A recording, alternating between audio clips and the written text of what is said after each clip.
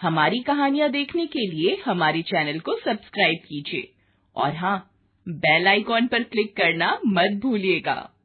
रात आधी जमा थी। अपने बिस्तर पर लेटी निशा फोन पर समीर से प्यार भरी बातें कर रही थी, लेकिन समीर ने जैसे ही निशा से अगले दिन होटल में मिलने की बात कही तो उसके दिल की धड़कनें तेज हो गई। उसे समझ नहीं आ रहा था कि वो उसकी बात का हाँ में जवाब दे या ना में। समीर की बातों को सुनकर निशा ने अपने कांपते होठों से कहा, होटल? कौन सा होटल? Hotel blue diamond.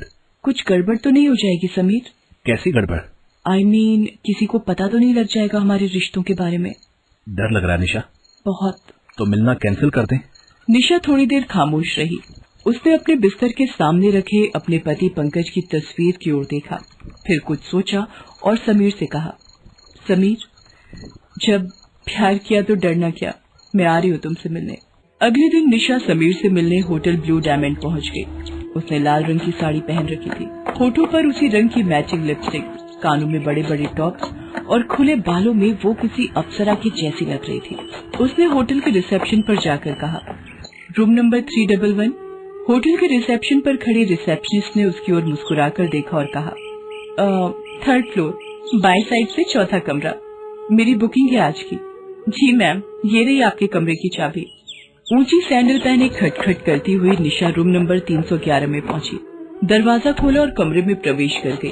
अभी उसे कमरे में गए 5 मिनट भी नहीं हुए थे कि दरवाजे पर दस्तक हुई। दस्तक की आवाज से निशा के दिल की धड़कन फिर से बढ़ गई। उसने अंदर से ही पूछा, कौन है? दूसरी तरफ से आवाज आई, रूम सर्विस। निशा ने जैसे ही दरवाजा खोला उसके चेहरे पर मुस्कान आ गई। समीर तुम? नो निशा मैम, मैं तो रूम सर्विस वाला हूँ।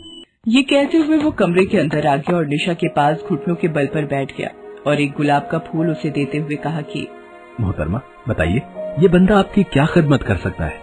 निशा ने उसके हाथों से गुलाब लिया और कहा कि बस ये बंदा मुझे ढेर सारा प्यार करे, ढेर सारा। ये कहकर वो समीर के गले लग गई। कुछ देर बाद वो सुध बुध भुलाकर एक दूसरे में खो गए।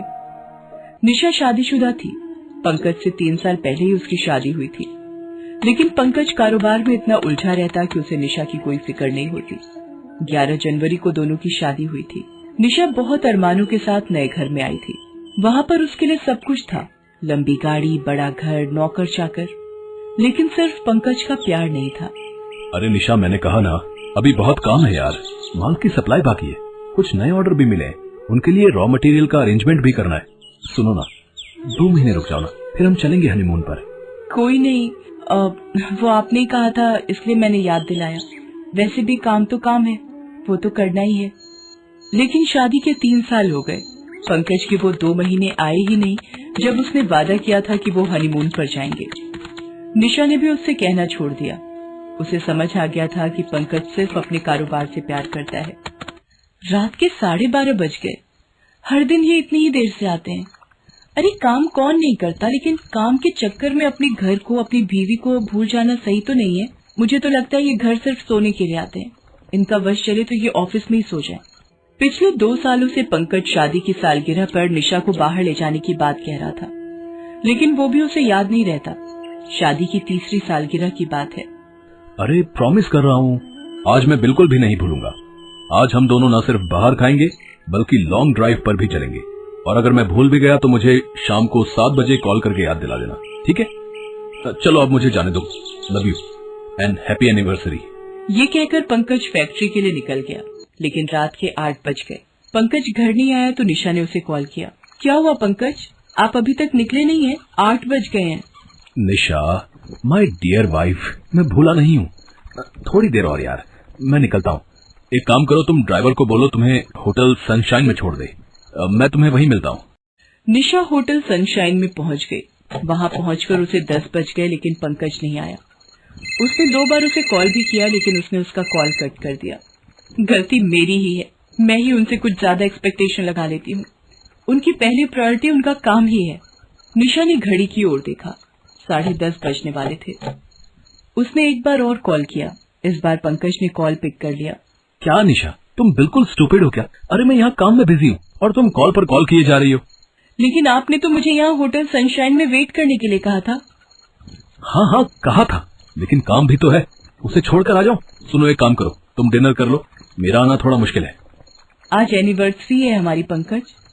हाँ तो क्या हुआ, एनिवर्सरी है तो क्या हुआ, तुम अकेले एंजॉय कर लो ना स्वीट हार्ट। चलो अब मैं फोन रखता हूँ, मुझे बहुत काम है। पंकज की बातें निशा के कानों में गूंजने लगी। अकेले एंजॉय कर लो ना। उसकी आंखों में आंसू आ गए। वो अपने टेबल से गुस्से में उठी और होटल से घर वापस जाने के लिए निकलने ही वाली थी कि एक बहुत ही हैंडसम लड़का उसके पास आया और बोला, excuse me ma'am, my name is Sameer. आप किसी का वेट कर रही हैं क्या? आपको उससे क्या मतलब? देखिए मैम, मुझे गलत मत समझिए, मैं बहुत देर से आपको देख रहा हूँ कि आप परेशान हैं, किसी को बार बार कॉल भी कर रही हैं, कोई आने वाला है क्या? समीर की बातों को सुनकर निशा फूट पड़ी। उसकी आंखों से आंसू सारे बांध तोड़कर बहने लगे। क्या हुआ मैम, आप रोने क्यों लगी? कोई प्रॉब्लम है तो आप मुझे बताइए ना। पता नहीं उस घड़ी ऐसा क्या हुआ, या निशा का अकेलेपन का दुख उसे संभाला नहीं गया। उसने सारी बातें समीर से कह दी। जानती है, किसी भी रिलेशनशिप को बांध कर जो रखता है वो है प्यार। इंसान कितना भी बिजी हो, परेशान हो, टेंशन में हो, अगर प्यार से कोई गले लगा लेता है ना, तो बड़ी से बड़ी परेशानी भी बर्फ की तरह पिघल जाती है। अफसोस कि आपके पास सब कुछ रहते हुए भी प्यार से गले लगाने वाला वो शख्स नहीं है, जिसके गले लगकर आप सब कुछ भूल जाएं। निशा और समीर की ये पहली मुलाकात थी और उसी पहली मुलाकात में समीर का जादू निशा पर चढ़ गया था। समीर एक सिंगर था। उसकी एक एक बात निशा को बहुत पसंद आती थी। वो जिस तरह निशा का ध्यान रखता, उसकी केयर करता, ये बात निशा को बहुत अच्छी लगती। समीर को भी निशा बहुत पसंद थी। हालांकि दोनों ने कभी एक दूसरे को खुलकर नहीं कहा, लेकिन आखिर कब तक वो इससे दूर रहते। एक दिन समीर ने निशा को प्रपोज कर दिया। समीर, तुम जानते हो ना मैं शादीशुदा हूँ, फिर भी मुझे प्रपोज कर रहे हो? क्यों, क्या मैं एक शादीशुदा से प्यार नहीं कर सकता? क्या ये किसी किताब में लिखा है? किताब में तो नहीं लिखा, लेकिन समाज में इसे गलत समझा जाता है।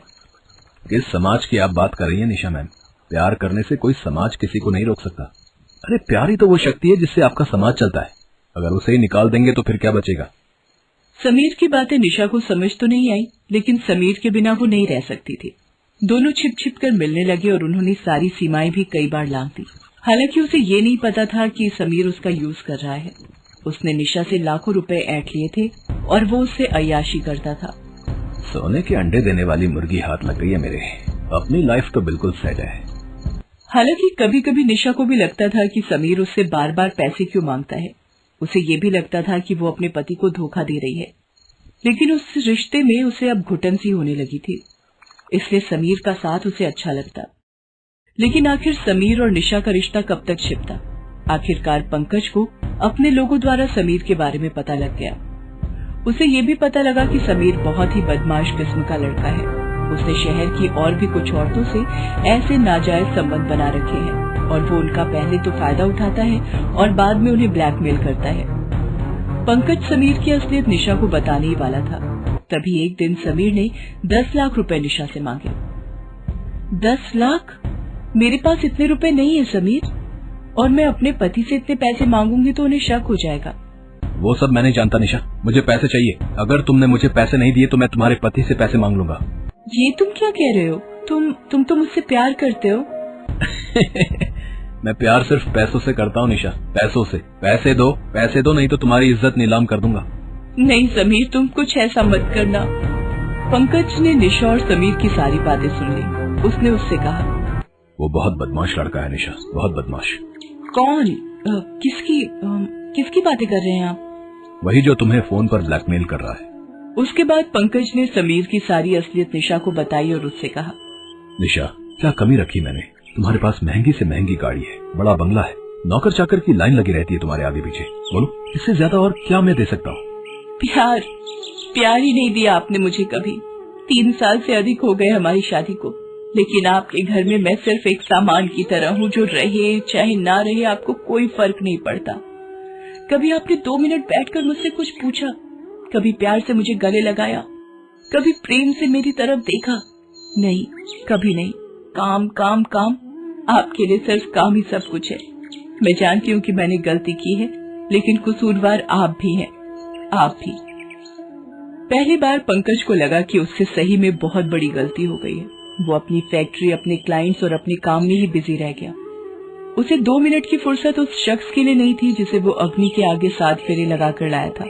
उसे तो लगता था कि पैसा ही सब कुछ है। वो सारी चीजें निशा को दे तो रहा था, लेकिन प्यार और अपना समय वो उसे दे ही नहीं पाया जिसकी जरूरत उसे सबसे ज्यादा थी। निशा, मैंने बहुत बड़ी गलती की है, लेकिन मैं इस गलती को सुधारना चाहता हूँ। प्लीज मुझसे दूर मत हो, मुझे माफ कर दो। मैं वादा करता हूँ कि मैं बिल्कुल बदल जाऊंगा। आप भी मुझे माफ कर दीजिए। मुझे नहीं पता था कि वो बदमाश मेरी घरेलू परेशानी की आड़ में मेरा फायदा उठा रहा है। आप इसी समय पुलिस को फोन करिए, मुझे उस बदमाश को सबक सिखाना है। निशा ने पंकज को माफ कर दिया। गलती दोनों तरफ से हुई थी, ये उन दोनों को एहसास था। उसके बाद पंकज बिल्कुल बदल गया। उसे प्यार और पत्नी दोनों की अहमियत समझ आ गई। हेलो दोस्तों, कैसे हैं आप सब? हमारी कहानियाँ देखने के लिए हमारे चैनल को सब्सक्राइब कीजिए और हाँ, बेल आइकॉन पर क्लिक करना मत भूलिएगा।